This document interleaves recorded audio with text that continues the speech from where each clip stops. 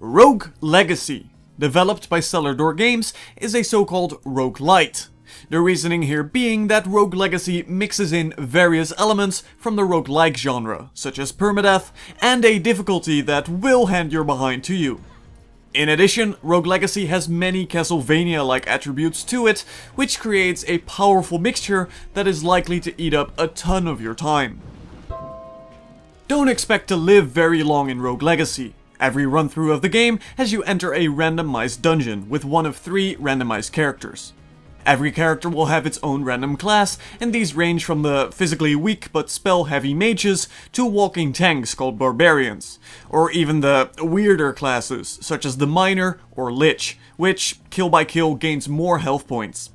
When you die, and again you will die, you will have to pick from one of 3 new characters, and these will then come with their own random classes, abilities, and, more interestingly, traits. Abilities are reasonably straightforward. Every character will have one, and these can range from throwing axes to protective circles of fire. Traits, however, are something else altogether. Most traits are merely cosmetic experiences. Stereo blindness will cause your character to lose the ability to see 3D. There's positive traits, such as OCD, which will grant you mana for everything you destroy, or more balanced traits, such as Dwarvism, will result in your character being half the normal size, allowing you to reach places others cannot, but at the cost of having a shorter sword swing arc. And finally, there's a number of crazy traits that will sometimes literally turn your world upside down. The way this is set up means you can have utterly terrible characters, and some that are a sight for sore eyes when they finally pop up in your legacy tree. Not to mention, it just gives the game great replay value.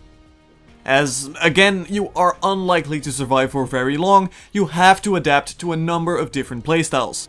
Going gung-ho with a paladin or barbarian might work somewhat, but being careless with a mage or assassin will likely result in a swift death. Dying is not the worst, however. There is definitely permadeath, and every character you lose is gone, but all the money and items you found are kept. Money can then be invested into upgrading your keep, granting you passive bonuses, such as more health, or unlocking entire new classes altogether. You can then buy items and even runes, granting you more passives and abilities such as dashes. Rogue Legacy therefore has a great sense of progression, even in death, and there is plenty to unlock, making you gradually more capable and tough.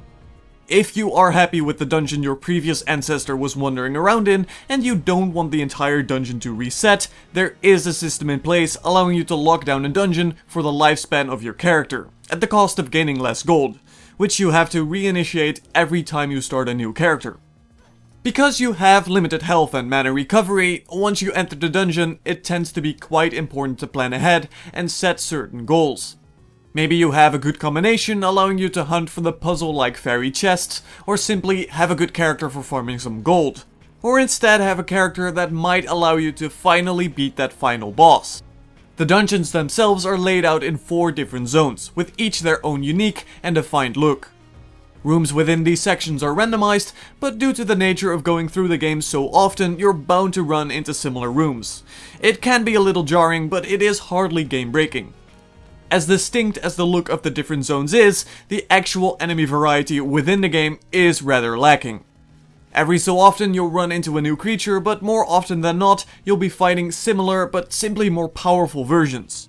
Bosses too are simply tuned up and highly challenging versions of previously encountered creatures, and the lack of enemy variety is easily the biggest downside to Rogue Legacy. The way you go by approaching the entire dungeon is essentially up to you, but the game does have a good sense of direction.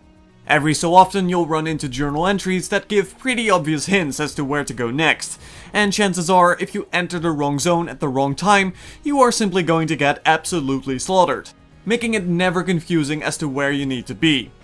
Backtracking also does not happen in the sense that you won't ever encounter abilities later on that you need to unlock rooms with at an earlier stage. You move from zone to zone, and going back is mostly reserved for farming some gold or tracking down specific treasure you may have missed.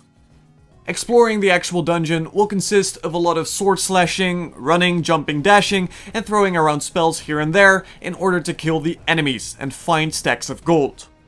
Due to the big focus on air control, the preferred method of playing this is with a controller, but as someone who played through it using a keyboard, the controls are fine either way.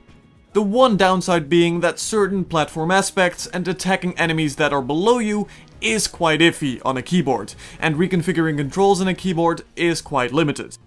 That aside, Rogue Legacy is a tricky game, but the controls tend to feel good and satisfying overall. Finally, the actual look of Rogue Legacy, the highly pixelated aesthetics, work well for what it is trying to invoke, but in addition also just look highly appealing. Enemies can appear rather generic at times, and especially boss fights could have looked far more elaborate, but their animations are good and define them clearly. Then there is the case of the music of the game, and boy, is it catchy. Sadly, there is very little of it, but the actual theme, especially the most prominent castle theme, are huge joys to listen to. In addition, the sound effects are clearly distinct, making it easy to anticipate what you are about to fight. All in all, Rogue Legacy is easily one of the most addicting games I've played all year. The sheer amount of progression and replay value is great, and playing the game is incredibly satisfying in general. Sadly, enemy variety is significantly lacking, and this does make the game a little bit more dull, but otherwise it is both appealing to play, look at, and not to mention listen to. Rogue Legacy gets a well-deserved 8.5 out of 10. A great game with a few noticeable flaws, but overall is a definite joy that fans of the genre will want to get. My name's been Haas, thank you for watching, and I'll see you guys on the next review.